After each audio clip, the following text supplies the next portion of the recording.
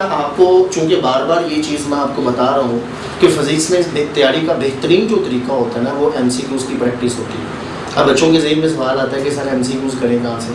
मैं तो कहता हूँ जिस चैप्टर का टेस्ट हो आपने उस चैप्टर से पहले यानी उस टेस्ट से पहले कम से कम 100, 150, 200 एमसीक्यूज़ की प्रैक्टिस करें। प्रैक्टिस करनी कहाँ से है देखिए ज़रा, ये बच्चों एक किताब है जो कि MD CAT के ऊपर लिखी गई है, फिजिक्स MD CAT के हवाले से आप देख सकते हैं। अगर आप इस बुक पर गौर करें तो इसमें 3000 MCQs है, 3000 MCQs हैं और 3000 ही इसके सोल्यूशन हैं। जितने सवाल उतने सलूशन, यानी ऐसा नहीं है कि हमने हर सवाल की ऑप्शन दी है, बस A ऑप्शन है या सिर्फ B ऑप्शन है या सिर्फ D ऑप्शन है, इनके पूरे पूरे सोल्यूशंस लगाए गए हैं। ठीक है, जब मैं आपको दिखाता हूँ अंदर से किस तरह से। अच्छा, उसके बाद जो इसमें प्लस पॉइंट है वो ये है कि MD CAT के जो पेपर्स हैं 2008 से लेके 2019 तक UHS में जो पेपर्स आपने एंटी टेस्ट हुए हैं 2008 से लेकर 2019 तक, जितने भी फिजिक्स से रिलेटेड सवाल हैं उन सब सवालों के सलूशंस भी दिए गए हैं। जैसे मैं आपको थोड़ा सा इसका डेमो बताता हूँ। ये देखो बच्चों, ये आपके पास जैसे ये चैप्टर है मोशन एंड फोर्स, ये मोशन एंड फोर्स आप देख रहे हैं, ये मोशन एंड फोर्स चल रहा है। ठीक है, ये क्वेश्चंस आ रहे हैं, आपने पहले खुद क्वेश्चन पढ़ना है, उसको अटेम्प्ट करना है, प्रैक्टिस करनी है खुद। ये सारे क्वेश्चंस चल रहे हैं, ये ग्राफिकल क्वेश्चंस भी हैं, डायग्राम वाले क्वेश्चंस भी हैं, इक्विलिब्रियम के क्वेश्चंस भी हैं, ऐसे चलते चलते ये क्वेश्चंस चलते जा रहे हैं ऐसे।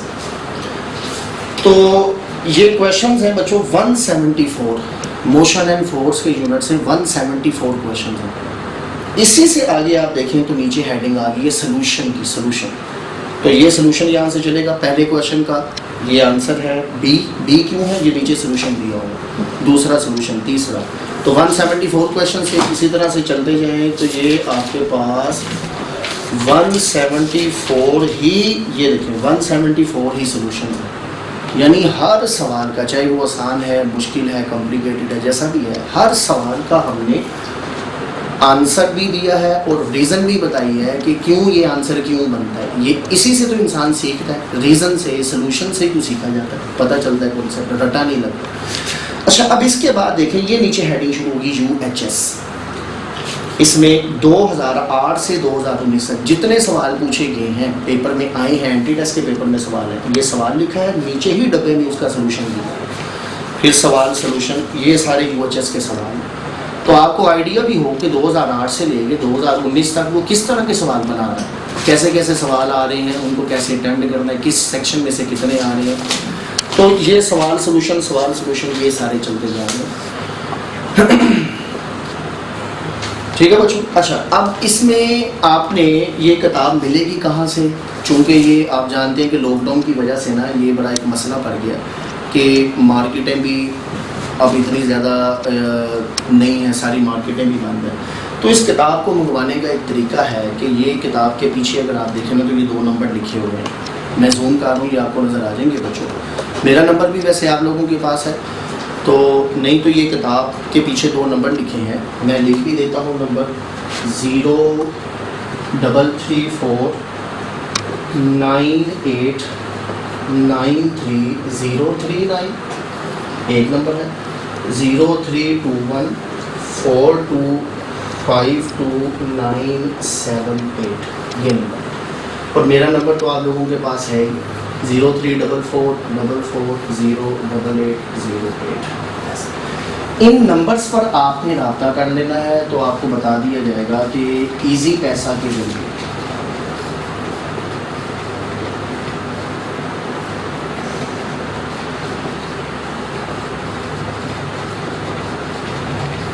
आपने इजी पैसा करवाना है तो आप पूछेंगे, आपको बता देंगे और आपको होम डिलीवरी यहाँ से ना पार्सल भेज दिया जाएगा। तो वो 1-2 दिन के अंदर आप तक ये किताब पहुँचेगी।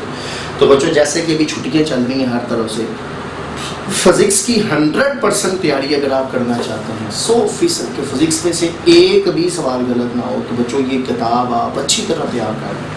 1 दफ़ा रिवाइज करें, 2 दफ़ा, 3 दफ़ा, 4 दफ़ा, इससे बाहर फिज़िक्स का कोई सवाल नहीं होगा इंशाल्लाह। ठीक है। बात ने बच्चों फोर्स डिस्प्लेसमेंट ग्राफ दिया, वर्क डन निकालना है। आप जानते हैं ग्राफ से वर्क डन किसके बराबर होता है, एरिया अंडर द ग्राफ। अब यहाँ पर देखें जरा, दो किस्म की शेप बन रही है बच्चों। पहली शेप है रेक्टेंगल, उसके बाद दूसरी शेप है ट्राइंगल। तो work done is equal to total area under the graph. Graph के नीचे जितना भी एरिया बनेगा वो सारा का सारा एरिया जो होता है वो किसके बराबर होगा, वर्क डन के बराबर। तो बच्चों इसमें पहले केस में रेक्टेंगल है, इसका भी एरिया आप निकाल लें, बेस इंटू हाइट। फिर दूसरे केस में ट्राइंगल है, इसका भी एरिया निकाल लें, हाफ बेस इंटू हाइट, दोनों को जमा कर लें, आंसर 13.6 जूल निकल आएगा।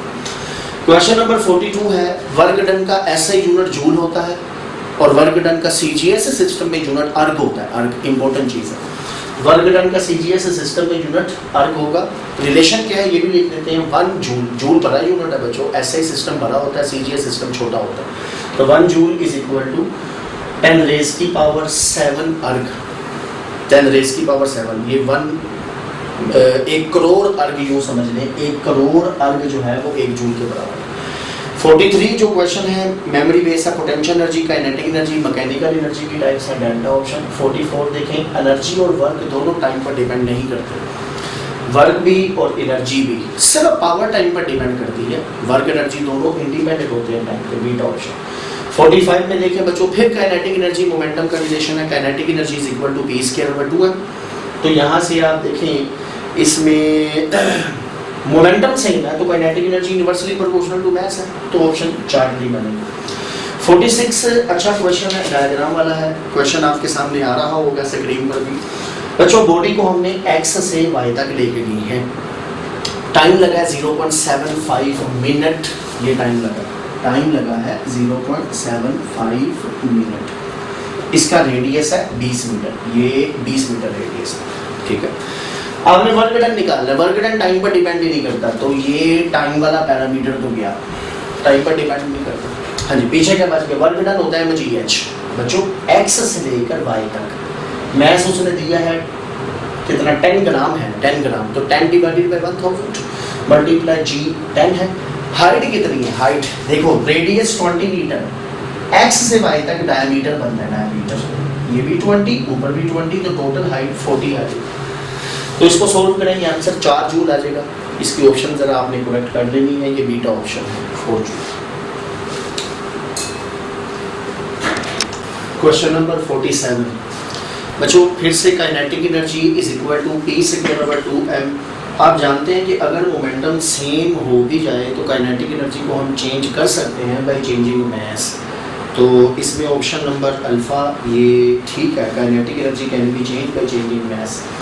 क्वेश्चन 48 है, 48 में देखें, कहता है एक गर्ल है, वो उसकी मैक्सिमम हाइट 3 मीटर है और ऊपर से वो ऐसे झूला झूलते हुए नीचे आती है, उसकी लोवेस्ट हाइट 2 मीटर है ज़मीन की सरफेस से। तो आप देखें 3 मीटर से 2 मीटर तक वो आई है, तो असल में उसने कितनी हाइट कवर की है, 3 मीटर पर थी, ये 2 मीटर पर आई है, तो हाइट में फ़र्क 1 मीटर का आया है।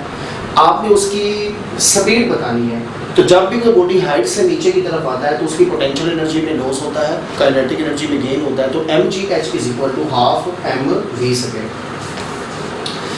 बच्चों यहाँ से मैथ्स में ऐसे कैंसिल आउट हो जाएगा, तो v किसके बराबर आएगा, v is equal to √2gh के बराबर आएगा, ठीक हो गया। अब देखें g 9.8 है, ये g 9.8 और 10 ये ऑप्शन देख कर लिया जाता है, यानी ऑप्शन में आपके पास किस तरह के आंसर दिए गए हैं, आप 10 ले लें, 10 लेने से जो आंसर आएगा अगर ऑप्शन में उससे थोड़ा सा कम हो तो g की वैल्यू 9.8 कंसीडर होती है। तो g 10 भी है, 9.8 भी है, ये हमारी ऑप्शंस के ऊपर जो है ना वो डिपेंड करता है। तो v is equal to 2 multiply g 9.8। Height कितनी है, 3 मीटर से 2 मीटर पर आई है, तो हाइट में जो डिक्रीज हुआ है वो 1 मीटर है। यहाँ से सोल्व करेंगे, आंसर आ जाएगा 19.6। 49 है, 4 ब्रिक्स हैं आपके पास, ये हमारी एक्सरसाइज का न्यूमेरिकल भी है, इनको एक दूसरे के ऊपर रखा गया है, आपने टोटल पोटेंशियल एनर्जी बतानी है, ठीक है। देखो बच्चों, जब हम ये पहली एंड को टेबल की सरफेस पर रखेंगे तो पहली एंड चूंकि टेबल की सरफेस पर है, उसकी हाइट कितनी है, टेबल की सतह से कितनी ऊंची है, तो आंसर है 0। जैसे मैं आपसे कहूँ कि ये मैंने मार्कर, ये अपने पेपर के ऊपर मैंने मार्कर रखा हुआ है इस तरह से, मैं आपसे पूछता हूँ बताओ कि मार्कर इस पेपर से कितना ऊंचा है, तो आप कहेंगे 0, सर पेपर के ऊपर ही रखा हुआ है।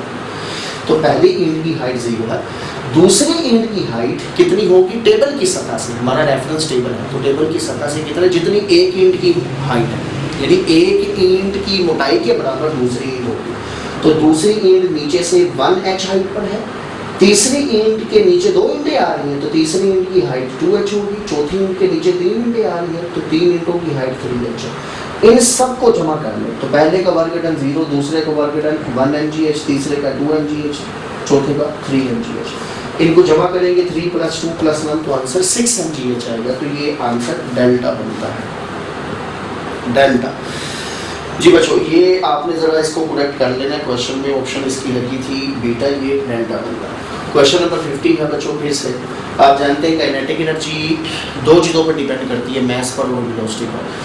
बच्चों मास एक यूनिवर्सल कांस्टेंट है, हर प्लैनेट के ऊपर मास सेम रहता है। अगर वेलोसिटी भी सेम हो जाए, ज़मीन और चांद पर वेलोसिटी भी सेम हो जाए, मास तो सेम ही रहता है, तो काइनेटिक एनर्जी सेम है। 51 क्वेश्चन में देखें वर्क डन किसके बराबर होता है, तो work done = FD × cos theta. आपने बताना है इन तीनों केसेस में से लीस्ट से ग्रेटेस्ट वर्क डन बताना है। सबसे पहले सबसे कम वर्क डन किसमें होगा, उससे ज़्यादा और उससे ज़्यादा।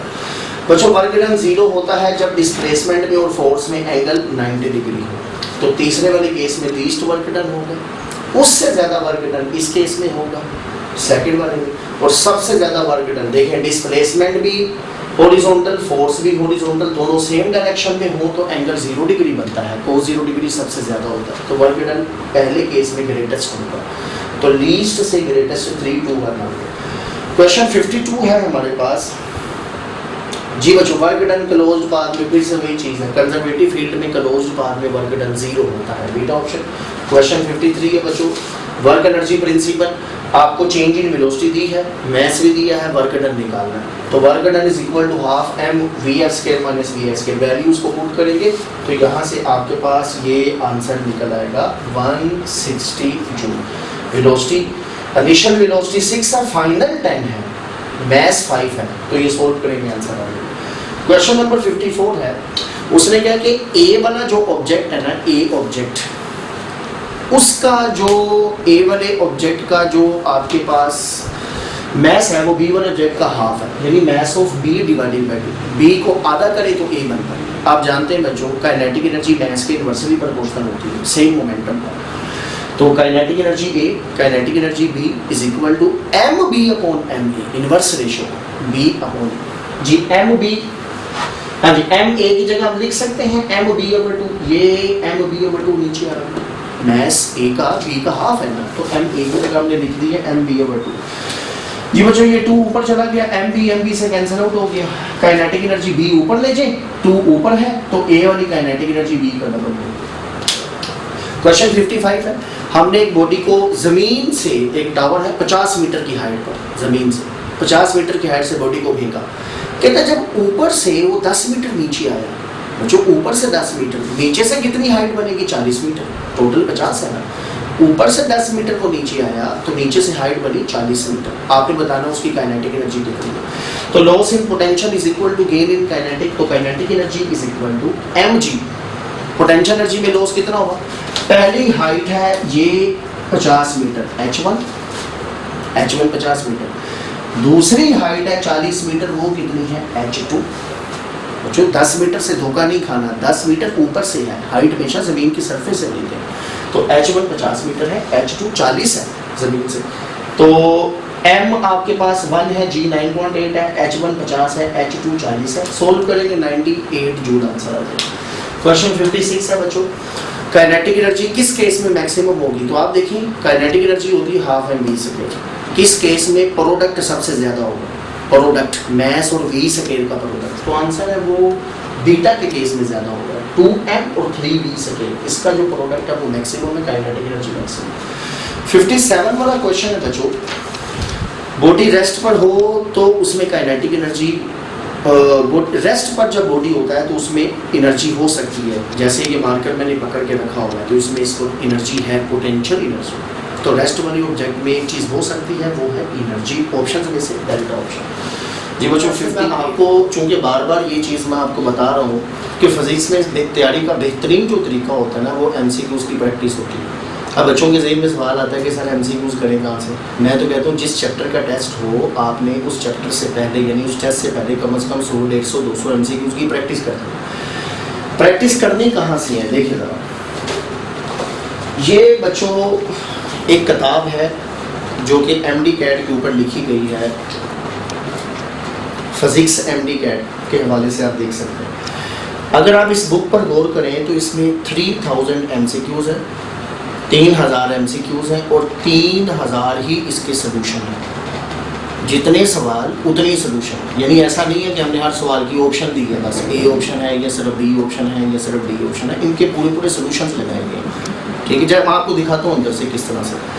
अच्छा, उसके बाद जो इसमें प्लस पॉइंट है वो ये है कि MD कैट के जो पेपर्स हैं 2008 से लेके 2019 तक UHS में जो पेपर्स आपने एंटी टेस्ट हुए हैं 2008 से लेकर 2019 तक, जितने भी फिजिक्स से रिलेटेड सवाल हैं उन सब सवालों के सॉल्यूशंस भी दिए गए हैं। जैसे मैं आपको थोड़ा सा इसका डेमो बताता हूँ।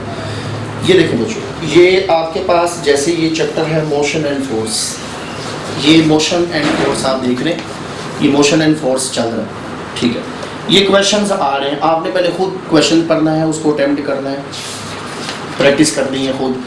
ये सारे क्वेश्चंस चल रहे हैं, ये ग्राफिकल क्वेश्चंस भी हैं, डायग्राम वाले क्वेश्चंस भी हैं, इक्विलिब्रियम के क्वेश्चंस भी हैं, ऐसे चलते चलते ये क्वेश्चंस चलते जा रहे हैं ऐसे। तो ये क्वेश्चंस हैं बच्चों 174, मोशन एंड फोर्स के यूनिट से 174 क्वेश्चंस हैं। इसी से आगे आप देखें तो नीचे हेडिंग आ गई है सोल्यूशन की, सोल्यूशन। तो ये सोल्यूशन यहाँ से चलेगा, पहले क्वेश्चन का ये आंसर है बी क्यों है, ये नीचे सोल्यूशन दिया होगा, दूसरा सोल्यूशन, तीसरा। तो 174 क्वेश्चन से इसी तरह से चलते जाएं तो ये आपके पास 174 ही, ये देखें 174 ही सोल्यूशन है। यानी हर सवाल का, चाहे वो आसान है, मुश्किल है, कॉम्प्लिकेटेड है, जैसा भी है, हर सवाल का हमने आंसर भी दिया है और रीज़न भी बताई है कि क्यों ये आंसर क्यों बनता है। ये इसी से तो इंसान सीखता है, रीज़न से, सोल्यूशन से क्यों सीखा जाता है, पता चलता है कॉन्सेप्ट, रटा नहीं लगता। अच्छा, अब इसके बाद देखें, ये नीचे हेडिंग शुरू होगी UHS। इसमें 2008 से 2019 तक जितने सवाल पूछे गए हैं, पेपर में आए हैं, एंटी टेस्ट के पेपर में सवाल है, ये सवाल लिखा है, नीचे ही डब्बे में उसका सोल्यूशन दिया है, फिर सवाल सोल्यूशन, ये सारे UHS के सवाल हैं। तो आपको आइडिया भी हो कि 2008 से लेके 2019 तक वो किस तरह के सवाल बना रहा है, कैसे कैसे सवाल आ रहे हैं, उनको कैसे अटेम्प्ट करना है, किस सेक्शन में से कितने आ रहे हैं। तो ये सवाल सोल्यूशन ये सारे चलते जा रहे हैं। ठीक है बच्चों। अच्छा, अब इसमें आपने ये किताब मिलेगी कहाँ से, चूँकि ये आप जानते हैं कि लॉकडाउन की वजह से ना ये बड़ा एक मसला पड़ गया कि मार्केटें भी अब इतनी ज़्यादा नहीं है, सारी मार्केटें भी बंद हैं। तो इस किताब को मंगवाने का एक तरीका है कि ये किताब के पीछे अगर आप देखें ना तो ये 2 नंबर लिखे हुए हैं, मैं जूम कर रहा हूँ, ये आपको नज़र आ जाएंगे बच्चों। मेरा नंबर भी वैसे आप लोगों के पास है, तो नहीं तो ये किताब के पीछे 2 नंबर लिखे हैं, मैं लिख भी देता हूँ नंबर 0334 9893 एक नंबर है, 0321 4252 ये नंबर।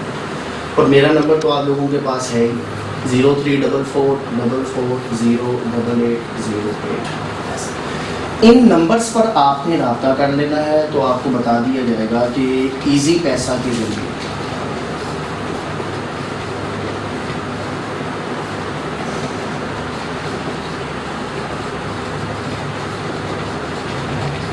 आपने इजी पैसा करवाना है, तो आप पूछेंगे, आपको बता देंगे और आपको होम डिलीवरी यहाँ से ना पार्सल भेज दिया जाएगा। तो वो 1-2 दिन के अंदर आप तक ये किताब पहुँचेगी। तो बच्चों, जैसे कि अभी छुट्टियाँ चल रही हैं हर तरफ से, फिज़िक्स की 100% तैयारी अगर आप करना चाहते हैं, 100% के फिज़िक्स में से एक भी सवाल गलत ना हो, तो बच्चों ये किताब आप अच्छी तरह तैयार करें।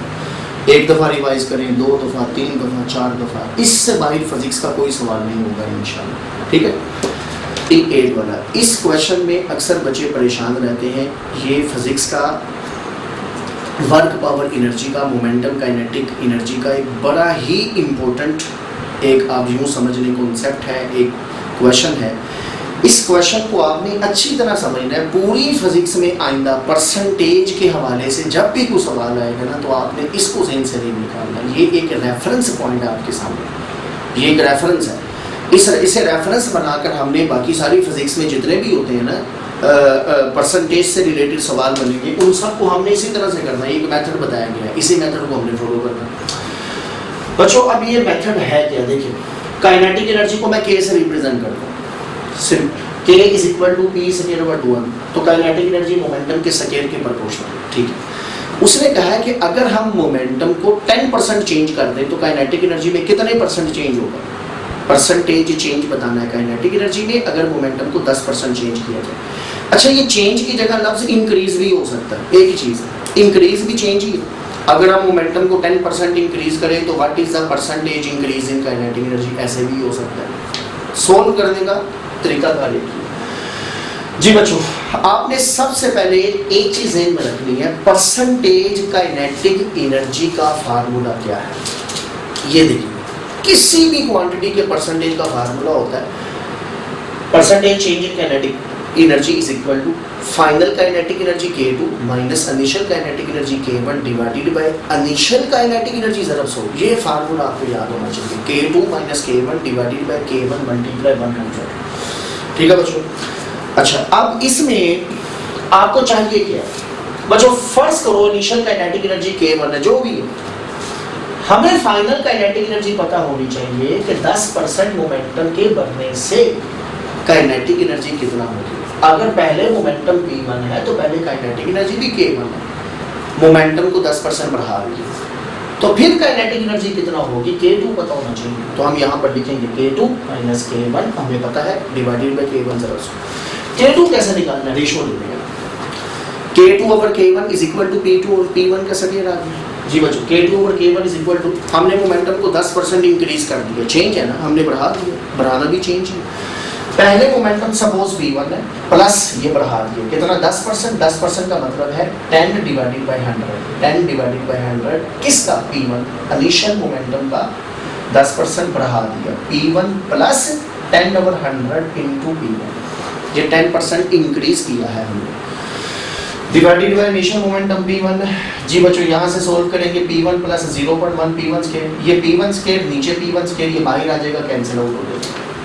हाँ जी, अंदर क्या बच जाएगा बच्चों, अंदर बच जाएगा ये 1 प्लस 0.1, ये 1.1 आ जाएगा, तो 1.1 का स्क्वायर होता है 1.21, ठीक है। 1 इसका शायद खत्म कर दें, ये 11/10 बन जाएगा, स्क्वायर ने 121 तकसीम 100 आ जाएगा, तो वो 1.21 आ जाएगा।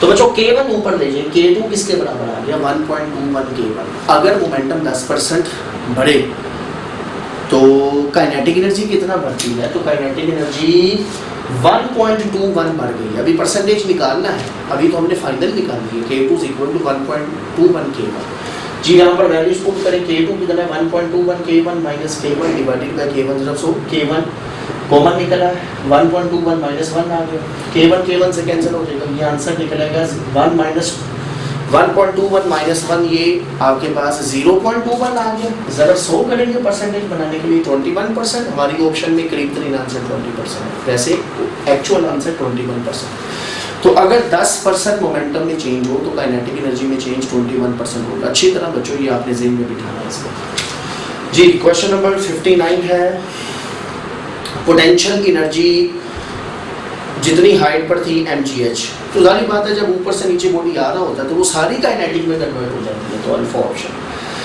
क्वेश्चन नंबर 60 आप जानते हैं एनर्जी हमेशा कंजर्व रहती है, ए पॉइंट पर जितनी टोटल एनर्जी है बी पर उतनी होगी, सी पर उतनी होगी, तो एनर्जी ऑलवेज रिमेन्स कांस्टेंट, तो ये आंसर 60 बनेगा, ठीक है बच्चों। बहुत शुक्रिया, उम्मीद है कि ये आप इस डिस्कशन से काफ़ी कुछ आपको सीखने को मिला होगा। हमने तकरीबन हर क्वेश्चन को टच किया, चाहे उसका आसान आंसर बनता है या किसी का मुश्किल बनता है, तो जो क्वेश्चन मुश्किल थे उन्हें ज़रा डिटेल में बता दिया, जो क्वेश्चन आसान थे उनको हमने ज़रा ब्रीफली डिस्क्राइब कर दिया। तो हमने तकरीबन 60 के 60 क्वेश्चंस का जो है ना वो आंसर बता दिया, आपको डिस्कस कर लिए। ये साथ साथ जिस क्वेश्चन की मैं डिस्कशन कर रहा हूँ उस स्क्रीन के ऊपर आपके सामने सवाल भी आते जाएंगे, तो आप स्क्रीन पर उसके सवाल को देखें और उसके साथ डिस्कशन को लें। तो कापी पेंसिल ज़रूर साथ रखें, या पेपर आपके सामने हो तो पेपर के ऊपर ही ये चीज़ें लिखते जाएं बच्चों। ये बड़ी कीमती चीज़ें हैं, बड़े कीमती कॉन्सेप्ट हैं, बड़ी इंपॉर्टेंट चीज़ें हैं, इसको ज़हन से नहीं निकालना। तो फिज़िक्स में बार बार कहता हूँ, फिज़िक्स नाम है प्रैक्टिस का। ज़्यादा से ज़्यादा क्वेश्चंस को MCQs को सोल्व करें, प्रैक्टिस करें। ऐसी बुक्स आपके पास होनी चाहिए जिसमें एमसीक्यूज बहुत ज़्यादा हो।